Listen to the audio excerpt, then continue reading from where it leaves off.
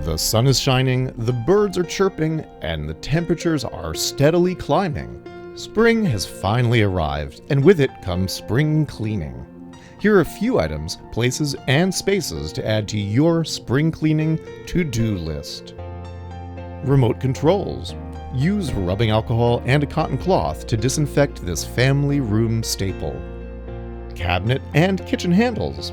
Mixing equal parts distilled white vinegar and water works wonders on cabinet hardware for cupboards and drawers.